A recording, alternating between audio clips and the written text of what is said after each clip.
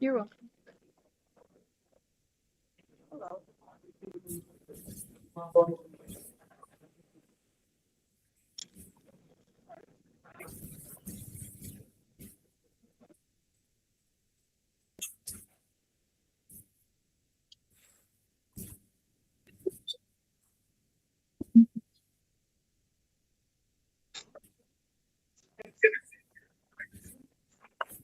Good.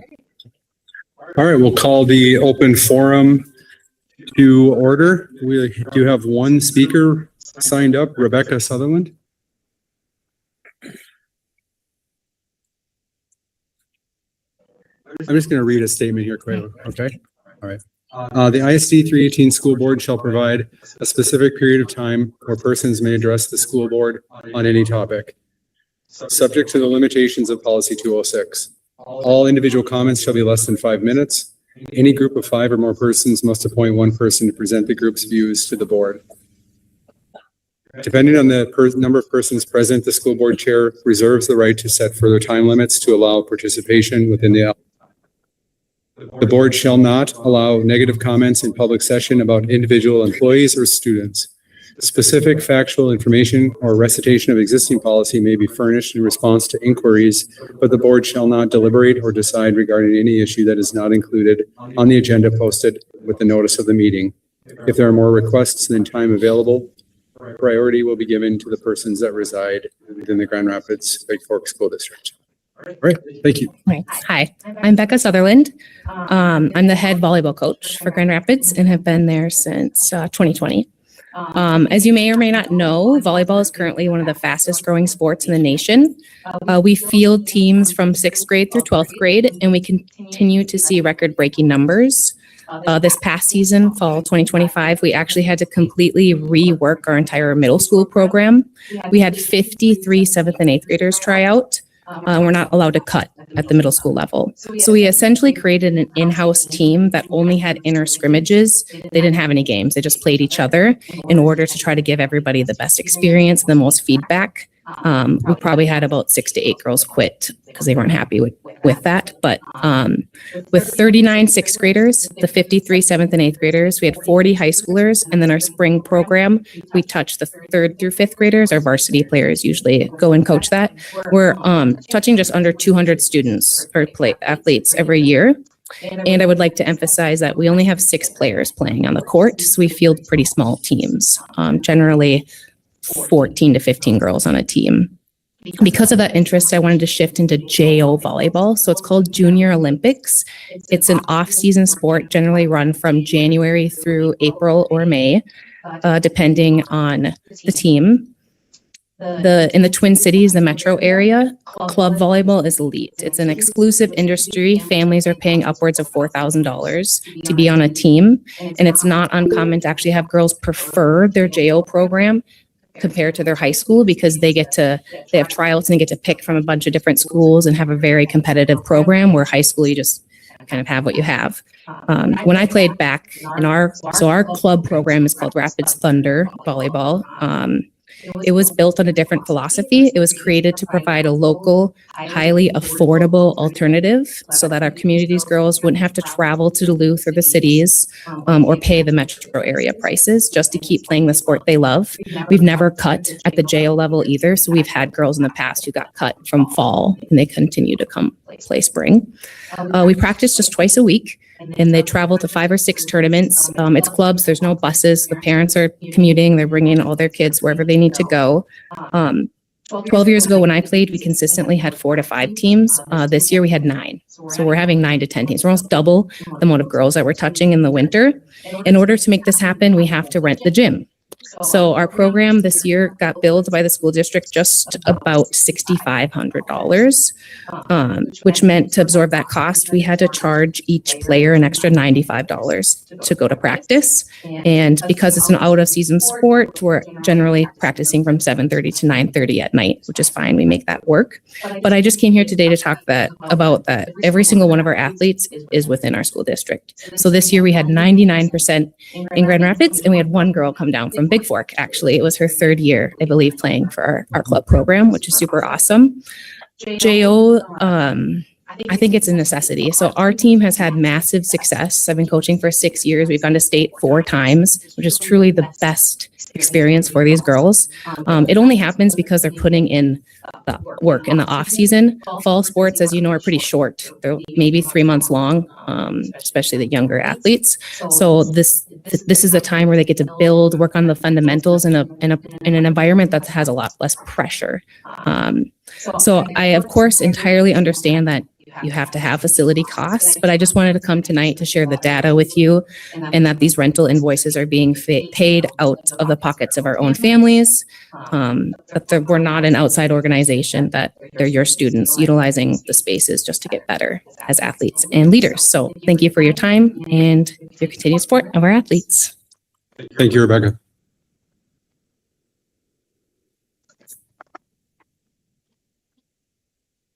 All right, the next item on the agenda is an update from the Grand Rapids Area Virtual Academy, Matt Gross and Sean Martinson. Okay, one of the things that we talked about a year ago when we started the Virtual Academy as a way to address declining enrollment and to avoid further cuts was to keep the board updated. And I gave a couple updates during this year. Wanted to give you a final overview. In your packet, you had a more of a comprehensive report that really went through the year, keeping the key performance indicators that we established a year ago in mind. And I'll take any questions on that you might have. And the purpose of tonight isn't to go through that document page by page by any means, but to just sort of hit some of the highlights. As you know, Sean is on board as the alternative education principal. One of his duties is Grava, our online school, and he's been busy this spring shuffling on kind of onboarding and on-ramping and scaling up his own skills and knowledge and background, and also getting some work done there while he was running West Rapids Elementary. So I want to acknowledge that. So he'll kind of fill in with some color commentary tonight too, and we'll take some time for some questions at the end. Oops. It should be on. I turned it on.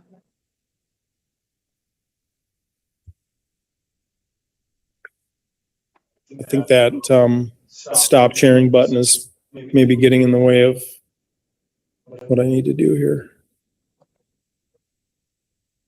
All right, just wanted to circle back to a year and 3 months ago. This is why we set out to do this, to meet students where they were and what they were, recognizing that they were making choices already, adapt to the current landscape.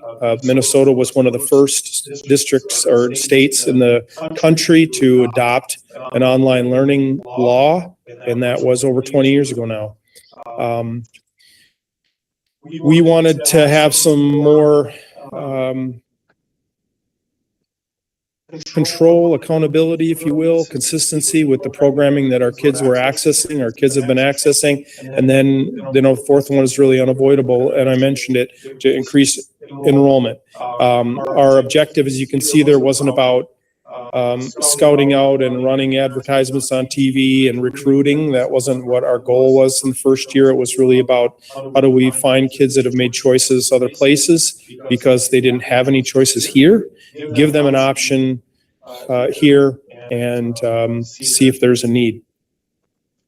I want to just acknowledge, and there's always a risk when you do this that you're going to leave someone off. But I want to thank the people that this year stepped outside of their normal, in a sense, and to help Grava have a good first year.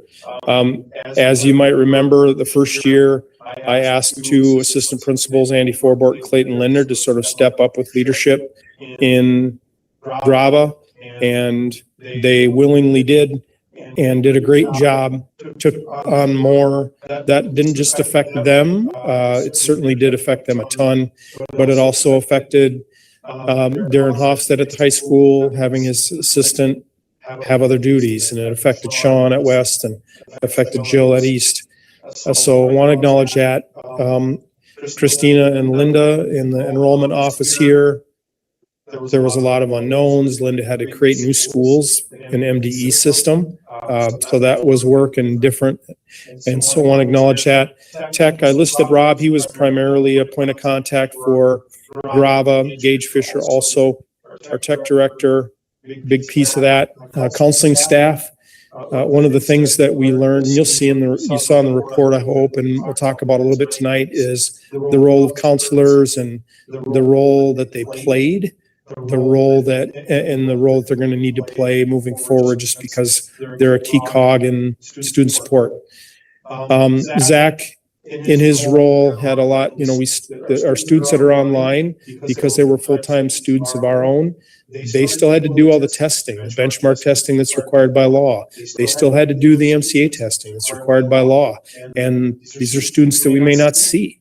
And so facilitating that was one of Zach's jobs, and he did a great job. And then Justin helping us do, and Anna in the fall, provide services to students on IEPs. We had I would say a higher percentage of students in Grava on IEPs than we have in our face-to-face. And so that may or may not be a surprise, but that was the case. That's why for next year you approved, and we've already hired an online learning teacher.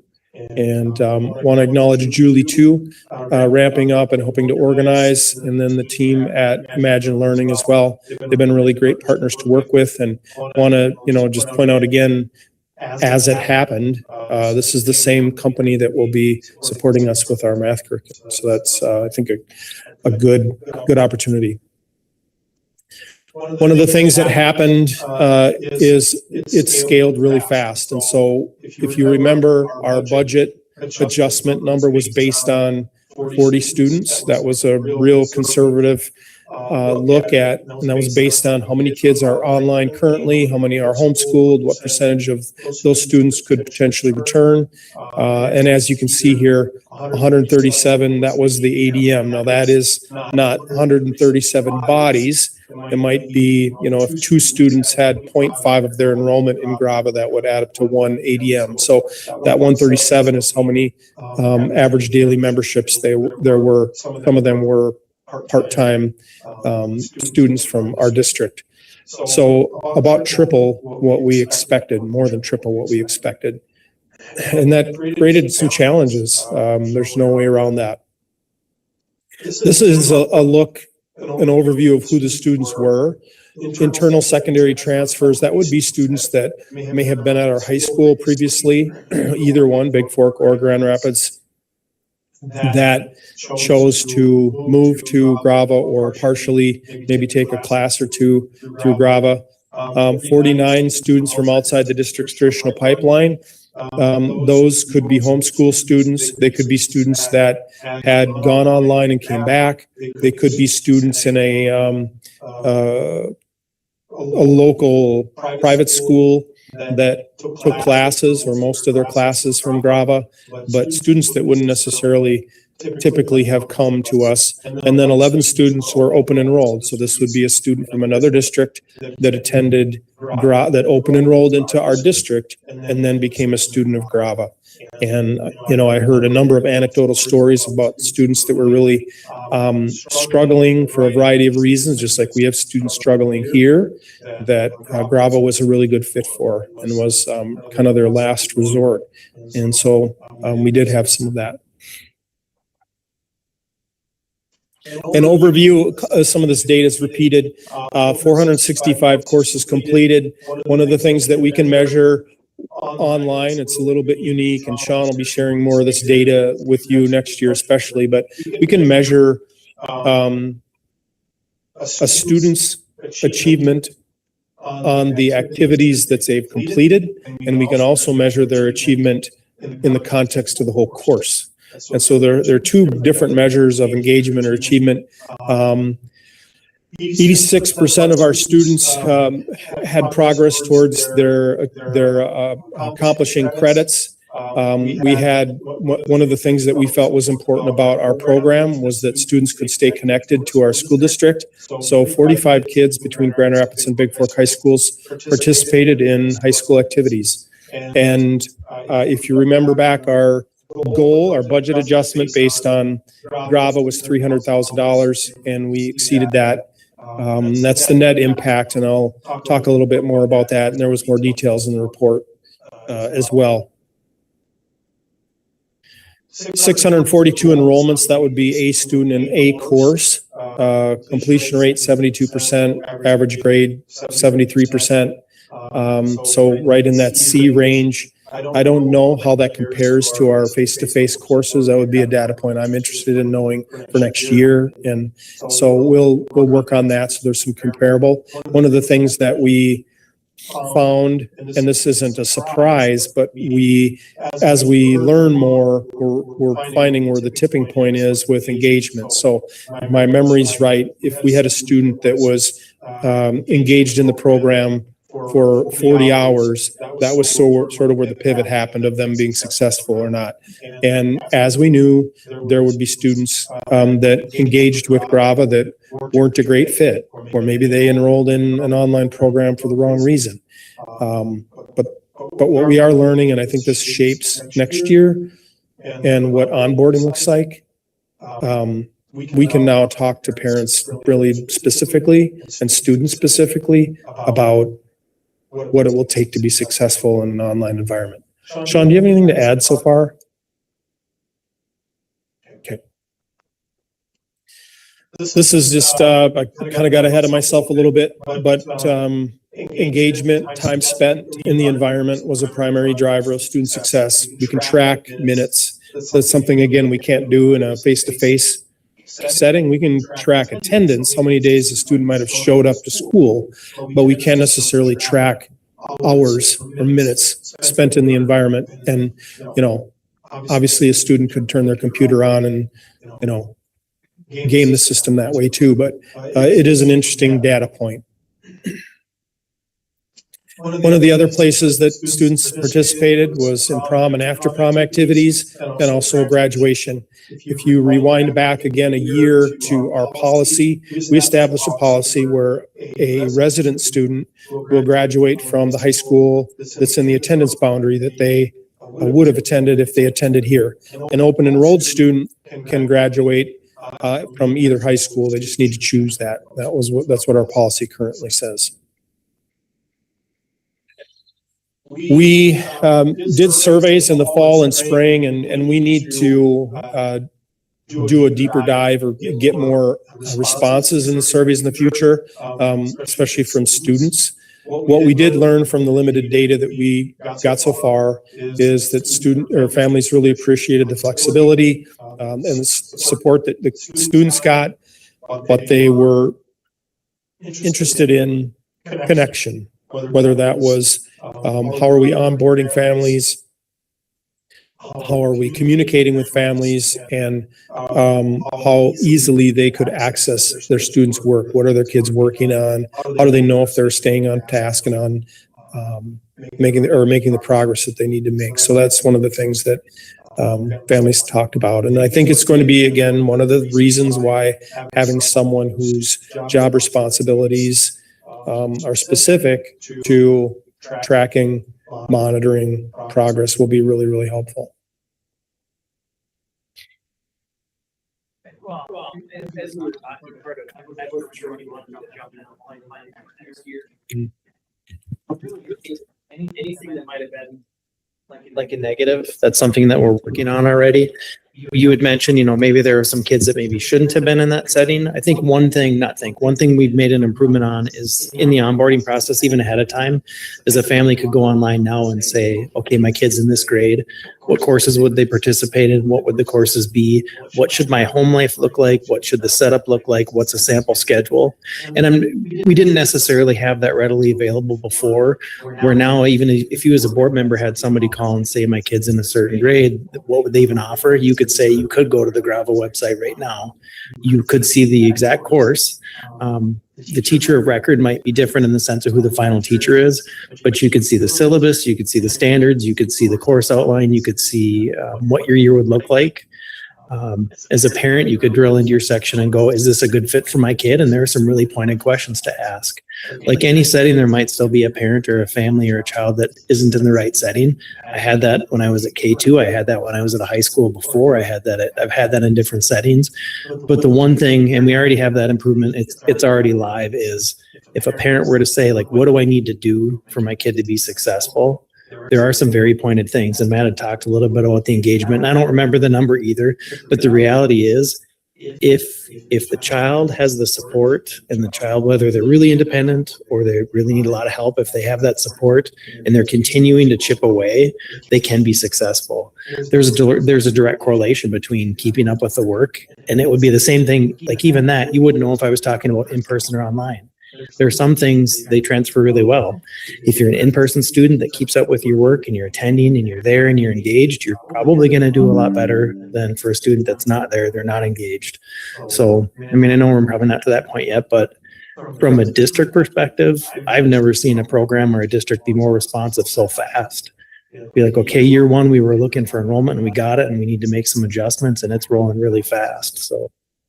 And those are the same things that I've heard. I looked through some of the surveys and just talking to some of the families that we've had in there. The local piece came up to having somebody local to talk to, and whether it's northern Minnesota or not, I think most people would like to be able to reach out to somebody that they know or a district that they're connected to. That's been a really big positive, is that, like, before it was like, I'm going to talk to Andy, or I'm going to talk to Clayton, or I'm going to talk to. So it's been really good.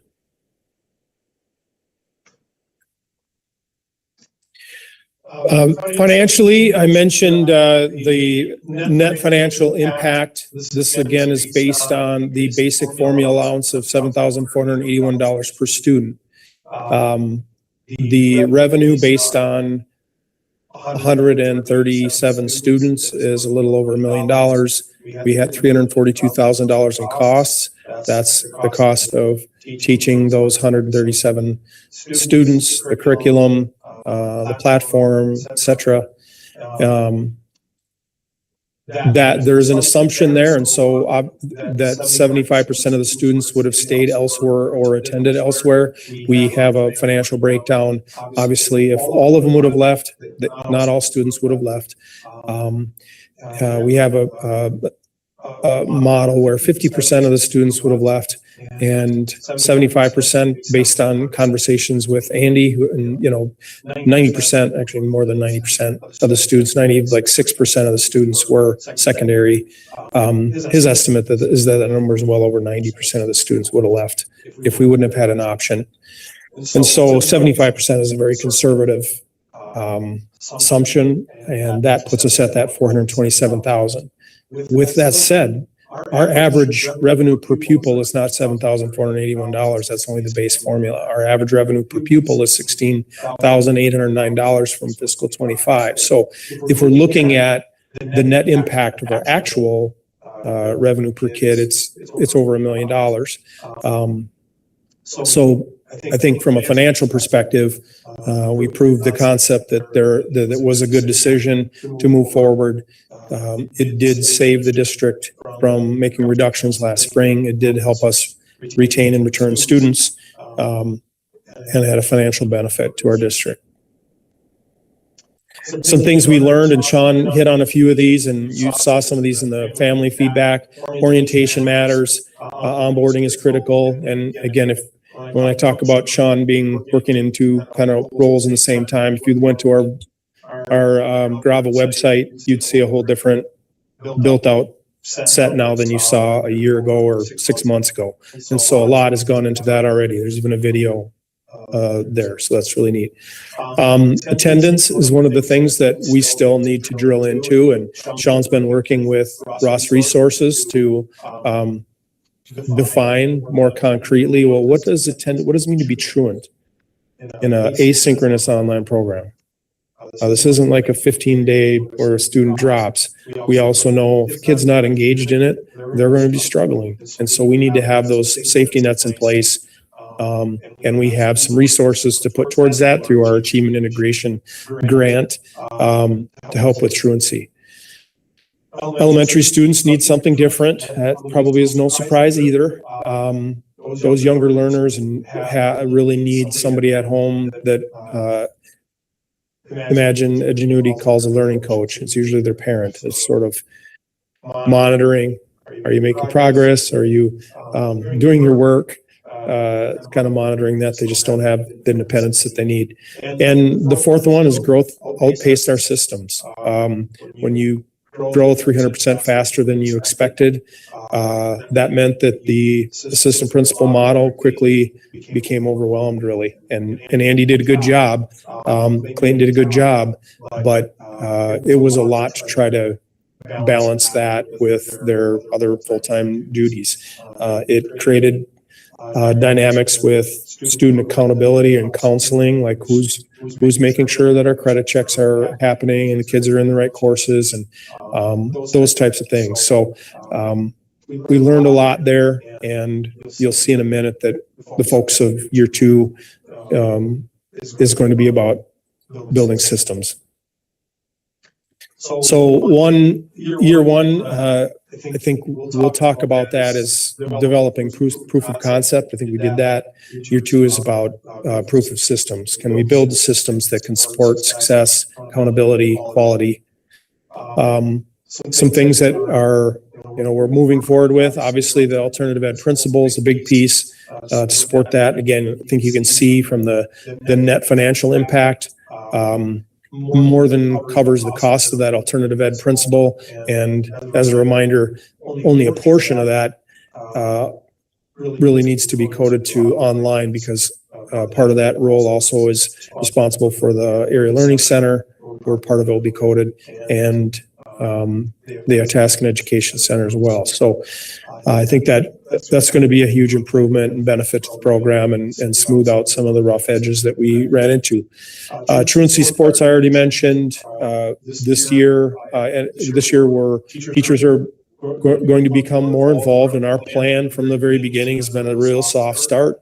And our union president's here, and I'm really grateful for the collaborative approach that we've been able to have since day one with this, developing an MOU that we recently revised and re-signed that just made it clear that, hey, our goal is to have our people doing this when we're ready and they're ready. Last year wasn't the year to do that. This year we're going to take a real shallow wade into that pool, focus on training. We have one section of Phi-Ed this fall that will be taught by a Grand Rapids area school teacher, and potentially more this spring based on enrollment.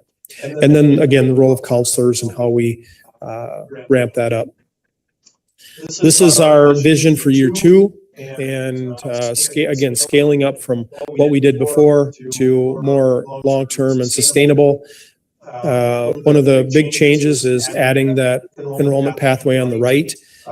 We had full-time Grand Rapids area school this year. In the middle is hybrid and flexibility. We had some students do that this year that couldn't fit a class in or needed some flexibility in their schedule. But one of the things Sean has been working on is applying to be a supplemental provider, which means that we can provide services to students from other districts in a part-time basis. And so Sean has had to go through, do standards alignment with our teacher team and submit that to MDE, and we're waiting on approval for that. So that'll be that'll be one of the next steps in Grava's evolution. For this next year, themes that we're going to be focusing on: systems, as I mentioned, scale, how do we grow deliberately? I've kind of set a goal of 250 ADM for 26-27. I really don't want to be at 600. I don't want to overshoot our capacity again. And we will figure it out if we do. But I think growing steady and slow is going to be important. And then how do we dial in the conditions that lead to student success? Our goals, scale enrollment. I mentioned systems, improvement, engagement, completion. You heard that a bunch. There's staff involvement again, both with our teachers and counseling staff ramping up. Build and strengthen local partnerships. That's internal with our own ALC and credit recovery, but also external with other schools in the area that might have a need, or other programs that might have a need. I know Sean just met last week with today with some programs that serve students, high school kids that have unique social needs, young parents, and how do we support them? And then that supplemental piece. Just kind of wrap it up. There was big demand. We had positive outcomes. That's what we hoped for. Sustainability, we've proven that we're in a good place that way. And I feel good about where we're at with our goals for next year, with those 5 or 6 goals that we laid out. Questions? Matt, I had a question. Go ahead, Ashley. I know that we're only coming into year 2, so we're slowly starting to implement a little bit more here. I'm just wondering if we have thought about when we go into, the years 3, 4, and 5, implementing wit and wisdom, and then our new math curriculum. Something we foresee happening in the future with our Grava students, and if so, is that something that we're also, again, further down the road, thinking of having our own educators provide? Yeah, the goal is to have our teachers take over the instruction. When they're doing that fully, I would anticipate there is a point on the timeline where the curriculum that we're using more reflects the same exact curriculum that we're using in our face-to-face. I think first it'll be about developing teacher capacity to teach online, which is not the same as what they experienced during COVID. That was a whole different thing. That was synchronous in many cases. This is asynchronous. It's a different software. So I think the first goal is developing capacity with software platform. When people have that down, using our own curriculum would be ideal. Thank you. A question I have for you, Matt, was you mentioned, if all of a sudden we had 600 kids that wanted to sign up for Grava, do we have a mechanism to say no? Or how do we, when you say responsibly grow, how do we responsibly grow if the demand just skyrockets? Yeah, that's a good question. How do we responsibly grow if demand grows faster than we anticipated again? I think we can't say no to an in-district student that wants to go online. We legally can't do that. So we have little control over that. We don't have any control over, that's not true. We have some control over online. If a student wants to open enroll online, we could close Grava to open enrollment. We could do that. One of the things the board can do is close a school or close a grade level or a program. So we could do that.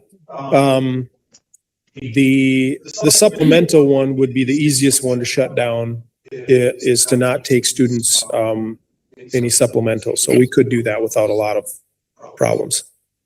When you do think about supplemental too, keep in mind the level of support for a 318, a full online 318 student. Think of that whole suite of supports versus a supplemental student. They're still receiving supports, and their district is still providing different levels of support too. So, Tom, do you have any questions? I do. Thank you. So Matt, I was very pleased to hear the discussion point of a few of those statistics, right? There were a couple statistics that I was curious where the comparison was to our students who are in school, right, or in class, those performance statistics, and I'm really interested in where those come in. I know that we might have a little difference in the student capabilities.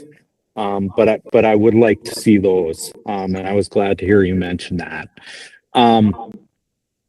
When we talk about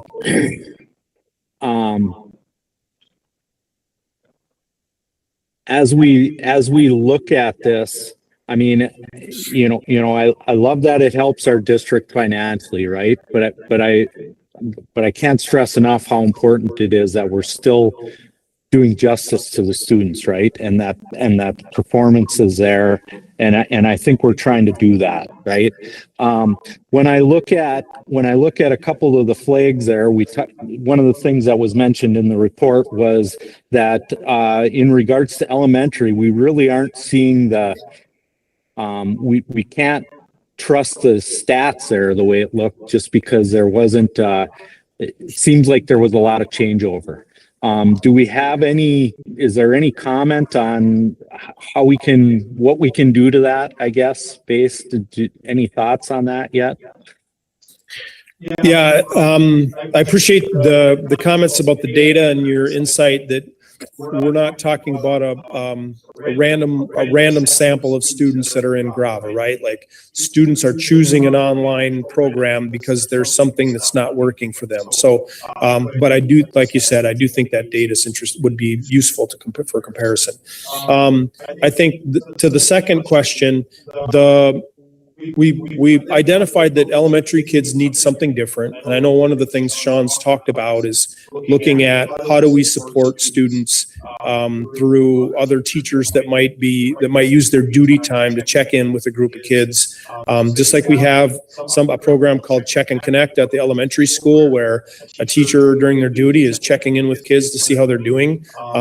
Potential of having teachers do the same thing just with a group of online kids. We're not talking about huge elementary numbers right now, less than 10 still. So that it's not a huge lift at this point, but I do think there's going to need to be some more personal checking in with the elementary kids. Sean, anything to add to that? Same thing. And part of it too is as a program doing a much better job meeting with families. As a principal last year, when one of our students went online, I had little to no background. That was my own cross to bear. At that time, like, I didn't know. Now I could sit down with the family and say, especially if I knew them from an in-person setting, this is what we experienced. What will you need to be successful there? So yeah, I would be much more prepared this year to help an elementary family or any of our families. Okay. And I guess one of the things when I heard what you said there, Matt, I get a little bit concerned about is our elementary classes right now are in-class students. We kind of have some of the highest student counts we've had, don't we, at this point? Is it realistic to expect them to do check-ins, even though it's not a big number? Yeah, it depends on the level. I mean, because of our declining enrollment, I think we've got, we're in the, I'd say an average of mid-20s for our elementary, which is still pretty reasonable. Okay. Then the last thing that kind of came to mind, and I guess I'm sorry, there's two things. It seemed like a lot of students chose to opt out of any standardized testing or any way for us to really our normal metrics out there. Have we, do we have thoughts on how we, because I know again, we're talking about a, potentially different group of students here, but really that's our way to measure how it's performing, right? And is any thoughts on how we can try to incentivize that, for lack of a better term, or up that somehow? I don't have any ideas on that one right now. It is, you heard there was the report about opt-outs at that, they're really condensed in our online program, and my guess is the MCAs are the same.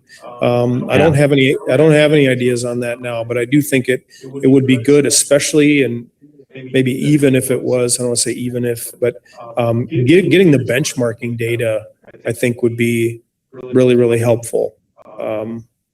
So I think that's one of those things we'll have to continue to problem solve. We have a meeting with counselors tomorrow, and maybe they'll have some ideas about that. Okay. And then the last comment I was just going to make is more of a comment than a question. I hope as we look at this that we are looking outside of Minnesota even, right? Because I think Minnesota learned from COVID that we weren't ready for this, right? And we're still a lot of learning game going on here. And I'm not, I haven't done an extensive search myself by any means, but I hope we're asking beyond the state who and look to if there's other states that have had success at this and trying to see what the keys to success are. But with that, that's all I wanted to comment on. Thank you. Thanks, Tom. Any other questions? All right. Thank you. We will adjourn and come back into session for the regular meeting in a few minutes.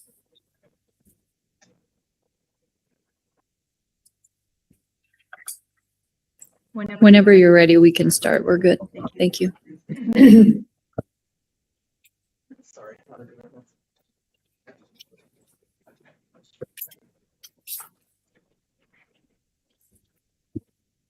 There you go.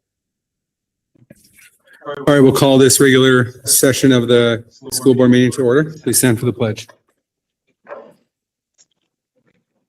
Pledge allegiance to the flag To the flag, of the United States of America, and to the republic for which it stands, one nation, under God, indivisible, with liberty and justice for all. Justice for all.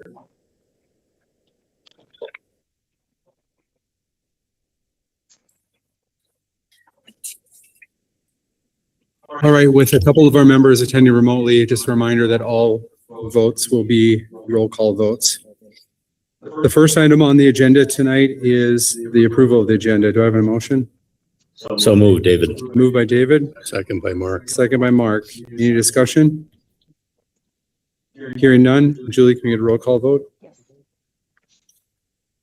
Mark Schroeder, Yes. David Marty. Yes. Dave Cowan, Yes. Tom Gustafson, Yes. Ashley Goodman. Yes. All right, the agenda is approved. Thank you. Next item on the agenda is to approve the minutes of the June 8th regular school board meeting. Do I have a motion? So moved by Mark. So moved, Ashley. I'll take Ashley as a second. Any discussion? Julie? Mark Schroeder, Yes. David Marty. Yes. Dave Cowan, Yes. Tom Gustafson, Yes. Ashley Goodman. Yes. All right, the June 8th school board meeting minutes are approved. The next item is to approve the May 2026 claims. Do I have a motion to approve? So moved, David. Moved by David, Second by Mark. second by Mark. Any discussion? Hearing none. Julie? Mark Schroeder, Yes. David Marty. Yes. Dave Cowan, Yes. Tom Gustafson, Yes. Ashley Goodman. Yes. The May 2026 claims are approved. Thank you. Next item is to approve the following retirements. Casey? Good evening, board. One retirement tonight, William Carpenter, bus driver retirement. Bill has served the district for 35 years. Recommending approval with thanks for his years of service. Thank you, Casey. So moved, David. Moved by David, Second by Mark. second by Mark. Second. Any discussion? With appreciation for 35 years. Incredible. That's a long time to be driving a school bus. Oh my goodness, thank you. All right, all those I'm sorry, Julie. Roll call, yep. We'll start with Ashley Goodman, Yes. Tom Gustafson, Yes.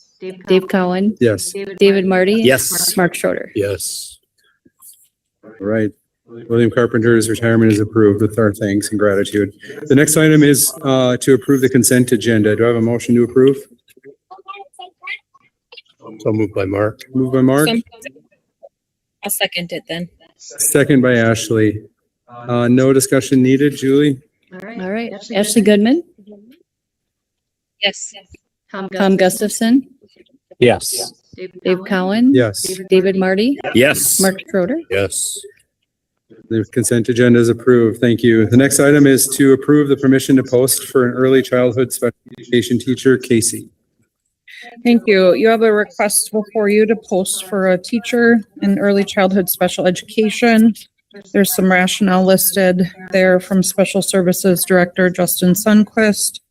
The highlights there, the district has seen a referral increase of over 25% and an eligibility rate of 81%. So we're expecting that next year we will fall above the statute pupil maximums in early childhood for each teacher. The position would be placed under the teaching unit and it would be supported with state and federal special education dollars. I'm recommending approval of the permission to post for an early childhood special education teacher. Thank you, Casey. So moved, David. Moved by David, Second by Mark. Second, Ashley. second by Mark. Second I'm by sorry, Mark. Any discussion? Any-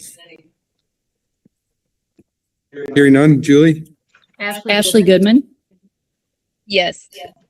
Tom Gustafson, Yes. Dave Cowan, Yes. David Marty, Yes. Mark Schroeder. Yes.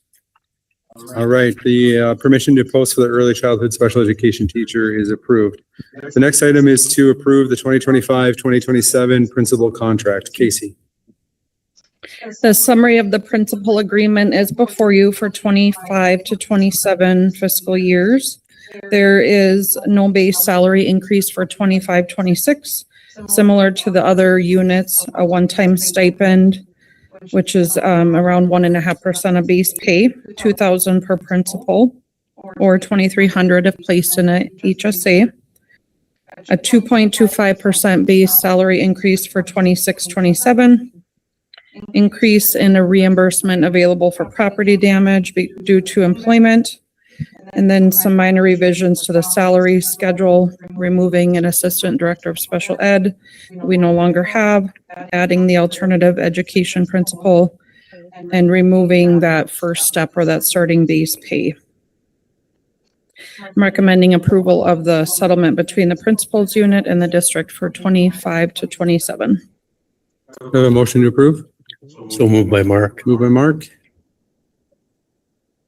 Second. second by Tom. Any discussion? Not having participated in these negotiations, I just want to say thank you. It was a very good negotiation. Thank you. And to Casey as well for a lot of the behind the scenes work. Thank you for that. With that said, any other discussion? All right, Julie, can we get a roll call vote? Tom Gustafson, Yes.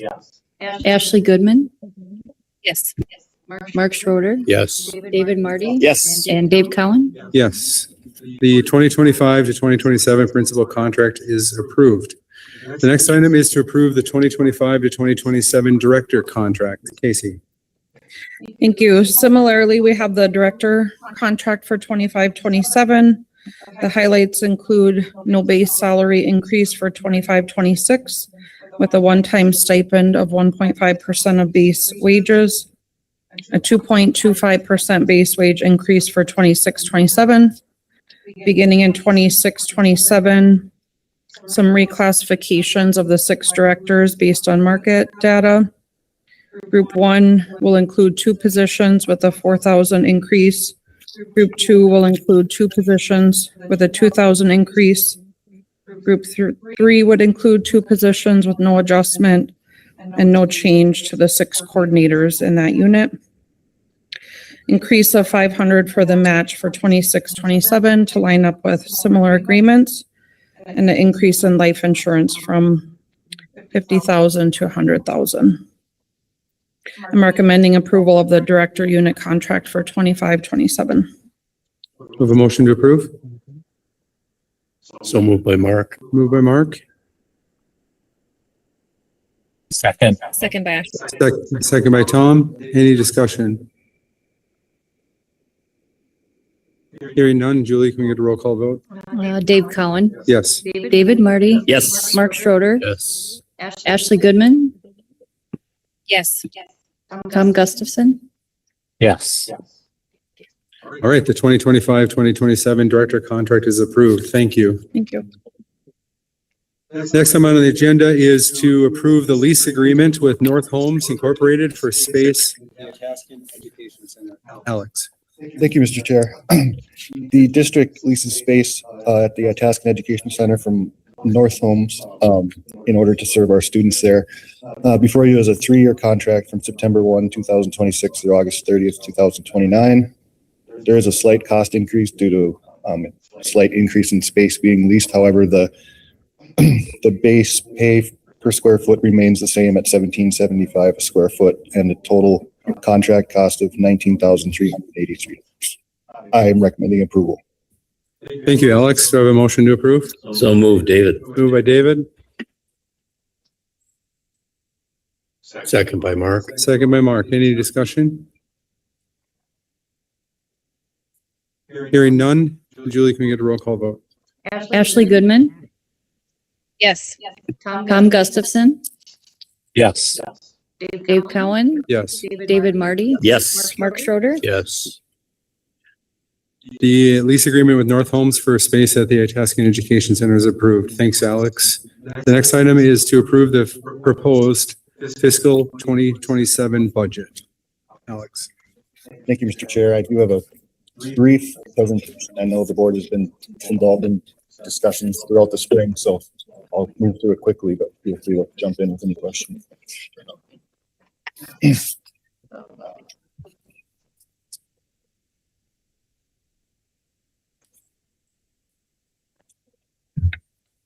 Okay, so I know in February, I believe, we briefed the board on some of our assumptions for the budget, and things unfortunately did change since then, and we've talked about compensatory and other changes that did or did not happen to the end of the session.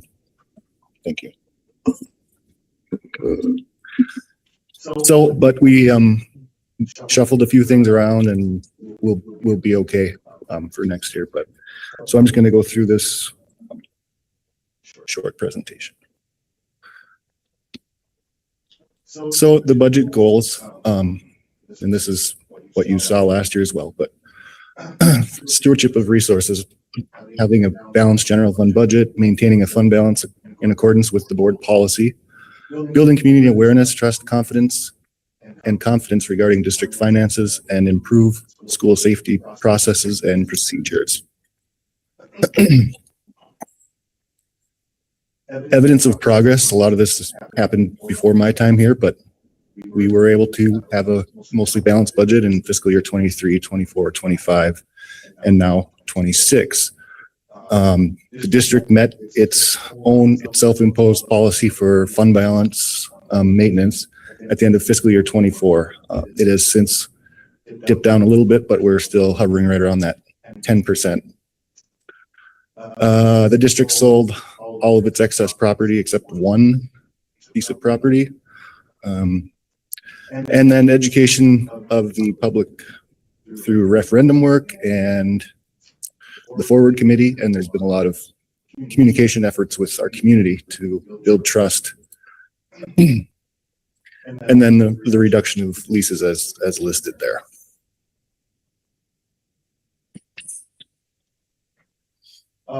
Yeah, as I mentioned, the district has a goal of carrying a 20 or 10% fund balance, which it did achieve in fiscal year 24, and currently, as of fiscal year 25, sits at 9.2. The Department of Ed measures it a little bit differently, and if you use their measurement, it's 15%. So we're right close to where we need to be with the policy. Timeline of how we got here. February 9th, we gave the board a budget update, talked about assumptions, and announced that we do not believe we would need targeted reductions.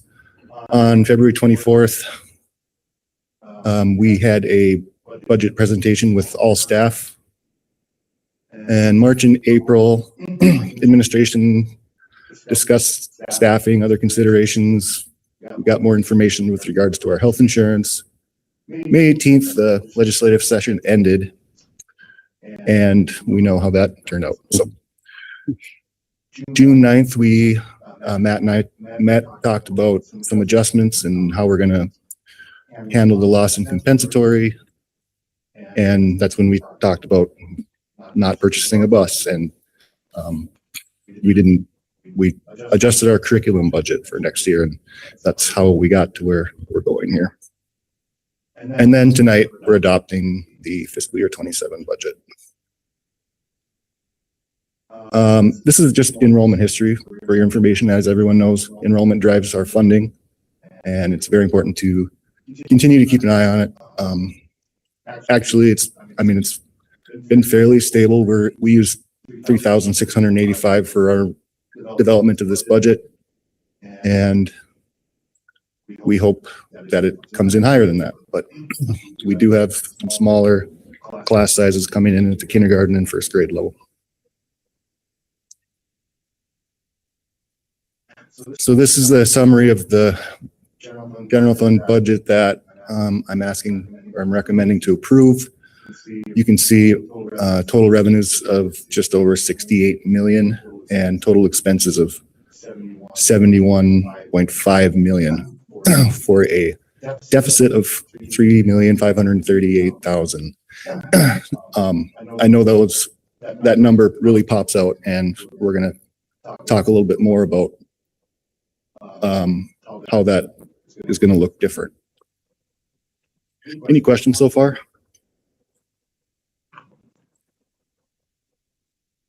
This is again just information on the budget. You can see the percentages of where our revenue comes from.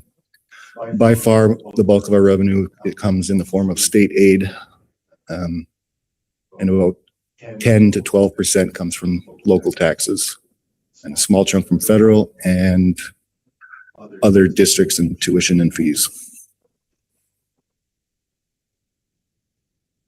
Same breakdown for expenditures. You can see that if you add the blue, the red, and the green part of the bar, that's our salaries, benefits, and special education, is between 80 and 85% of all of our expenditures. And the other items are contracted services, supplies, and capital spending.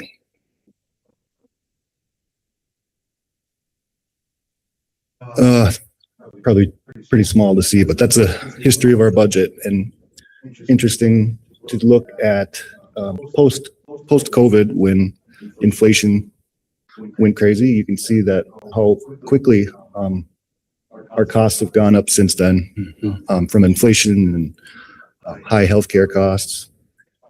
Just in a very short time, expenses are up almost 17 million. Or 10 million.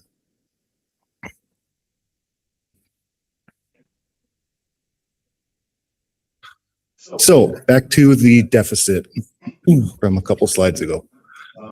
This is just a depiction of how our levy process works. So a levy spans over 3 years. So for example, the levy that the board certified in 2025, last fall, or probably right around Christmas time, or right before Christmas, it's payable in 2026. So the taxes are being collected this last May and upcoming in October, and it gets recorded and reconciled in fiscal year 27. So there's a lag with anything that we have on our levy.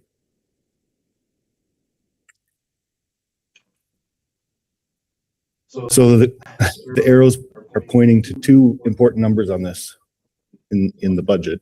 You can see on the top, 3.4 million for our OPEB retiree health benefits is being levied, but we won't receive it until until 2 fiscal years later. So it's maybe oversimplification, but if you net out that 3.4 million in revenue that has not yet been realized with the deficit at the bottom, that changes the story of what it looks like at first glance.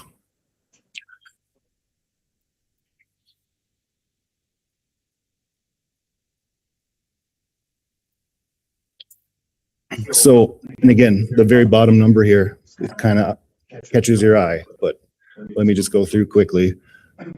In Fund 1, the general fund, the deficit with revenue that has not yet been received, changes that number to a deficit of 138,000. So quite a big swing there. The food service is generally a well-balanced budget. Polly thought that we will be able to get there, but this was her estimate as of a couple weeks ago.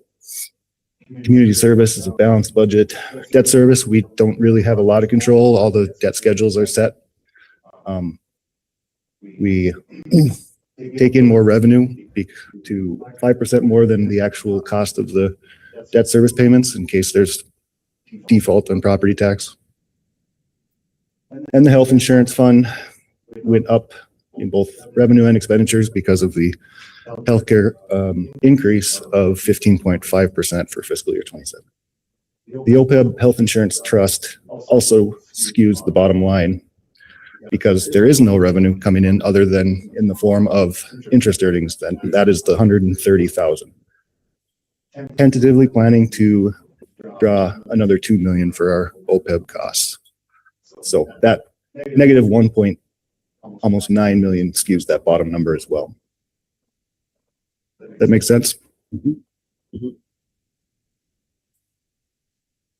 Yeah, just some other thoughts. When accounting for the money not levied, that changes our deficit from 3.5 million to 138,000. 138,000 on a $70 million budget is pretty balanced budget. And as I mentioned, the compensatory hold harmless was a big hit to the district, as it was for many districts. And there's nothing we can do about it other than what we did a couple weeks ago is shuffle things around, change our plans a little bit. Also, just wanted to point out that there is a line item in the budget for fund balance replenishment. So I'm saying it could act as somewhat of a contingency for a situation like this. You have anything to add, Matt, or? I don't. I think your point there about the fund balance replenishment line item is important. We could zero that number out if we wanted to by adjusting some other items in there, but negative $130,000 is 0.2% of our expenditures, so it's pretty close to zero. Any other questions from the board? I just want to say thank you. I appreciate the clear explanation of where we are with the numbers. I appreciate the work that you have done on this budget in a very, very challenging environment, and appreciate the recommendations that you're making. Thank you. Tom or Ashley, any questions? More of a comment, I guess, right now. I think we need to keep in mind that the OPEB does present a challenge, right? And the part of the challenge too is going to be that every year, insurance costs go up, and we're always going to be fighting that lag. Every cycle here with that increase, because we're not going to be able to levy, and we're not going to see that increase, and we're going to see the initial increase in costs, right? So it's a cash flow challenge. It's a real cash flow challenge that's going to hit us for a few years here, I think. So. Thank you, Tom. Ashley, anything? No, I just kind of echoing off of what Dave said. I know that we've kind of hit some speed bumps that were unexpected, but I appreciate Alex already having that information provided and being able to pivot as quickly as we were able to. So thank you for the work that you put into that, Alex. Thank you. Thanks, Alex. Just a couple of questions for me. The one is, what is the amount of the line item for the fund balance? Yeah, we have 300,000 set aside for 300,000. So okay. if we wished, we could turn that into we could flip that around if we needed to. Okay. However, I would like to not, right? I don't want to get back into the position we were. Like, we have a board policy for a reason. So I think that's important that we continue to account for that. And the other thing is, I know, I believe in one of the former community newsletters, we had a dollar bill graphic that showed when we spend money in the Grand Rapids area schools, this is where it comes from. And I think that's helpful to continue to show. So as we move forward, I think if we can continue to show that year over year, like this is what it was in the last budget, this is what it is this year, and show the difference to help the community understand. I think it's really impactful to see what comes from the state, what comes from the local taxes, what comes from the feds and whatnot. So I just encourage us to continue to share graphics like that to help our communities understand where the funds come from and continue to be very transparent and educated. Absolutely. Any other questions? With that, do I have a motion to approve the 27 budget? So moved, David. Moved by David, Second by Mark. second by Mark. Any further discussion? Hearing none. Ashley, Julie, can we get a roll call vote? Mark Schroeder, Yes. David Marty. Yes. Dave Cowan, Yes. Ashley Goodman, Yes. Tom Gustafson. Yes. All right, with that, the fiscal 2027 budget is approved. Thank you, Alex. And then I believe, Alex, you have a financial report? Yep, this is information only. If happy to take any questions if there are any. It's just the report that's in your packets. Does anybody have any questions about the report? No. Tom or Ashley, anything? No. No? Okay. And then there's also an FYI, there is information in your packet about the school board election timeline on November 3rd. Any questions for Alex on that? I would just point out that the filing period begins on July 14th through the 28th. It's $2 to file, and you can do that by coming down to the office, and either myself or Julie can help you with. Do you take cash or check for that $2 fee? Yes, we do. All right. All right. I don't think there's any questions. Thanks, Alex. Thank you. All right. The next item is to approve the professional services agreement with IASC for physical disability. Justin Sundquist.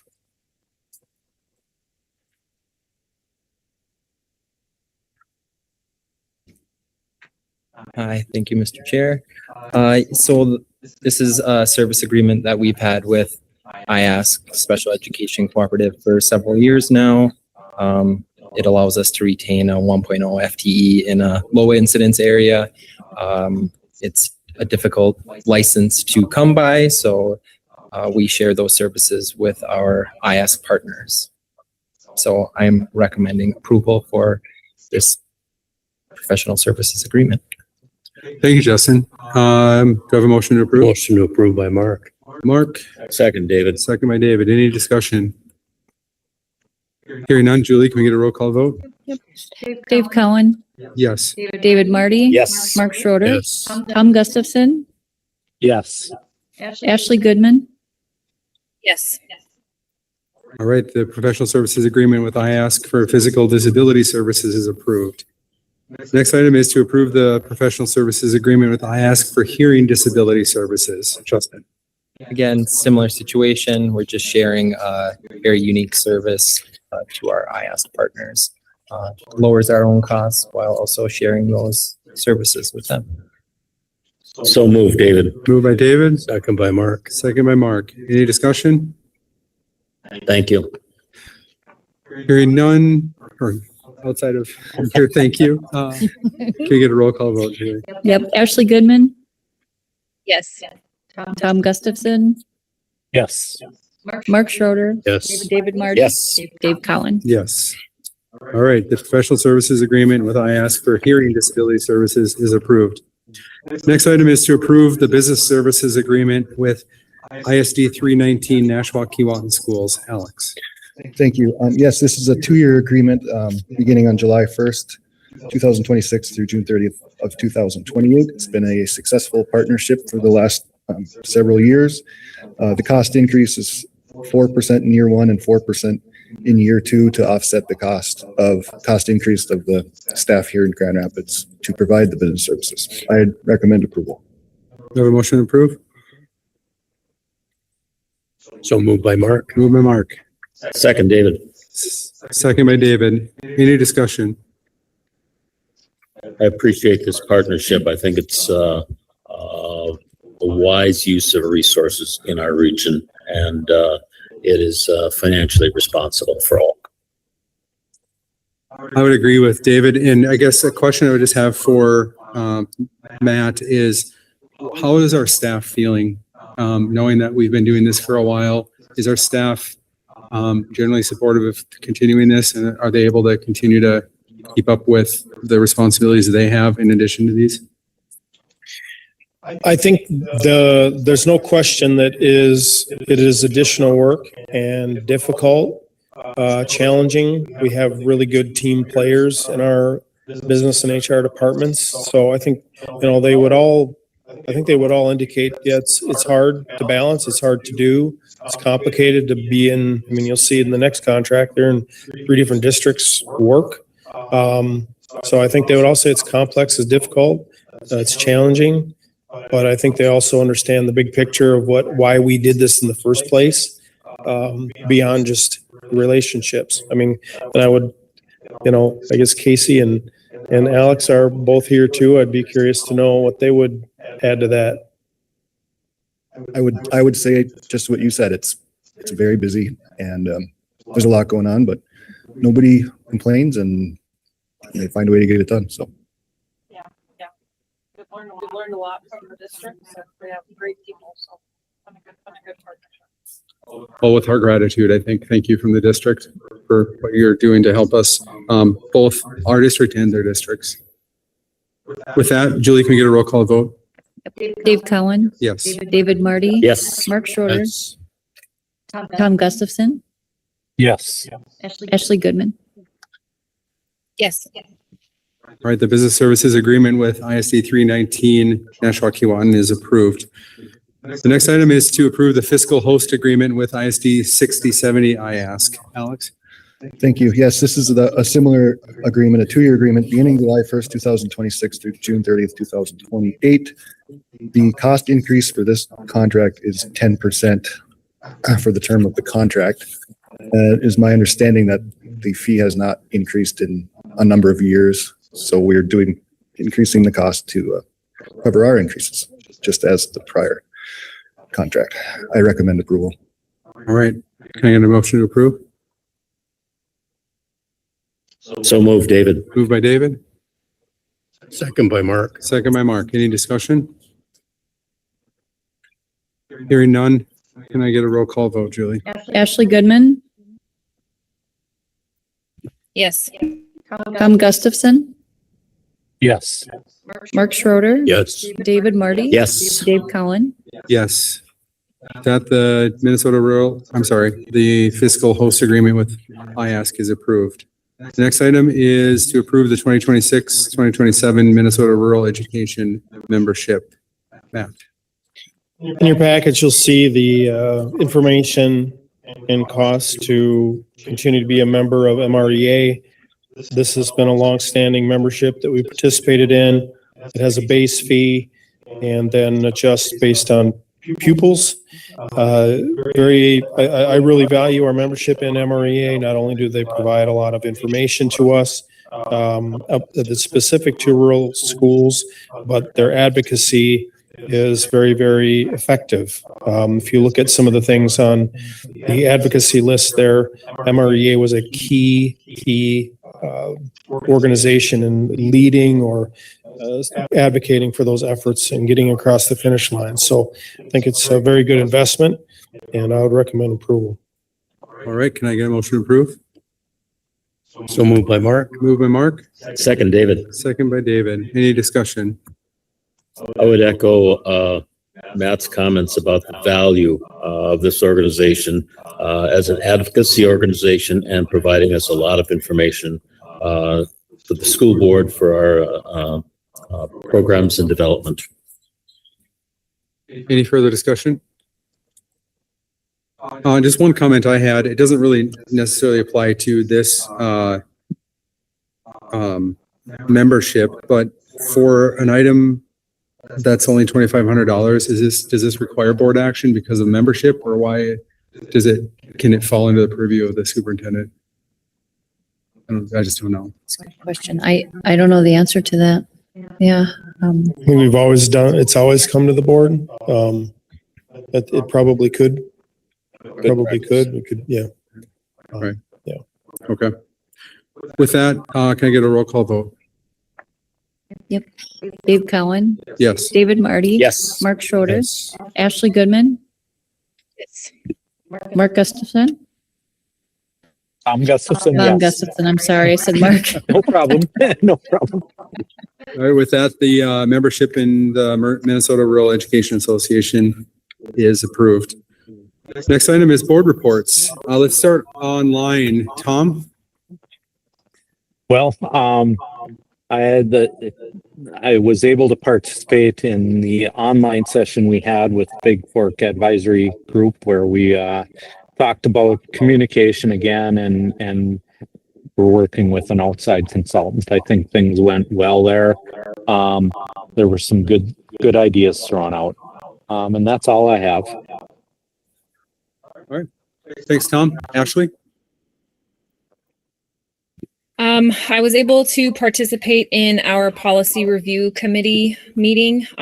We discussed AI and its, and some of the policies behind that MSBA has created for us. There's a lot of discussion still happening with that, but I'm trying to pull up some notes here, and I apologize, my computer is not working. So it was a good discussion. I still have some questions about the policies in general that MSBA has, and I'm still doing some research. So I'm sorry I can't really give a better report on that. But David Marty was also in attendance. I don't know if David has any comments that he would like to make about it, and so was Superintendent Gross. So if they want to, I will pass that over to them. Otherwise, I do apologize not being able to get into my notes. All right. Thanks, Ashley. Mark? I also participated in the Big Fork advisory. It was a communication session with consultant. It was very good. I guess the other two things I've been a part of here in the last couple of weeks is the principal and director's contracts. So both successfully settled. That's all I have. All right. David? As Ashley noted, we were part of the policy committee. It was a very thorough and in-depth conversation. We're not across the finish line yet, but we've gotten a lot of information. I've also been part of the Boys and Girls Club meetings. The Boys and Girls Club are in a very unfortunate situation right now in that we don't have, as an organization, we don't see where funding is coming from to get us through the end of this year. And so we don't know what that means, but we're continuing to work on that. Thank you, David. The only couple of things I had was I participated in the Rife Center annual meeting a couple of weeks ago where there was a new slate of officers elected. So thanks for those departing. And we continue to work through the discussion and possibility of building a cultural center off of school property. And then I also participated in the principal negotiations, which was, again, a great discussion. All right, the next item is superintendent report. Mr. Gross. Thank you. Mark and Tom mentioned the Big Fork Advisory Committee, so I won't expand any further on that progress, though. I had the opportunity to participate in the Minnesota Association for School Administrators Region 7 Summer Retreat on Monday, a couple weeks ago. Real valuable information there and lots of end of year wrap up. We're in that middle ground now between finishing up 25, 26 and ramping up for 26, 27. Have some trainings coming up in July that we're planning for. The last thing I mentioned is the prospective board member training that we're going to be offering, or not even training, just educational opportunity on July 13th, right here in this room. And it'll be the first time we've tried it. I'm looking forward to that and hope we have a whole pile of people. That's all I have, Mr. Chair. All right, thank you, Mr. Gross. Just note that future board committee and meeting dates are posted on each agenda. Meeting agendas can be found on the district website and on the designated posting site here at the ISD 318 Educational Services Center. Is there any other business to come before the board? All right, Julie, has anyone signed up for public input? No one has signed up. All right, with that, can I get a motion to adjourn? Move to adjourn, David. Moved by David, Second by Mark. second by Mark. Julie, can I get a roll call vote? Gustafson, Yes. Ashley Goodman,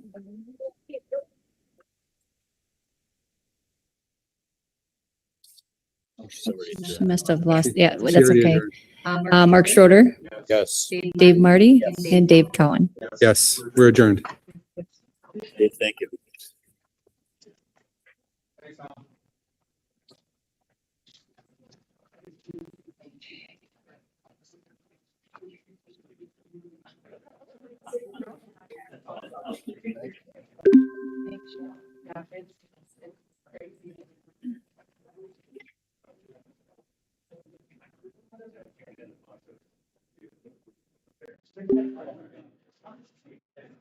Now we just had to figure out where we're going to stick them in there. We'll get there, we'll push it there, because we just wanted it right now. Yeah, now we gotta get someone to apply. Thank you. Appreciate it. How you doing?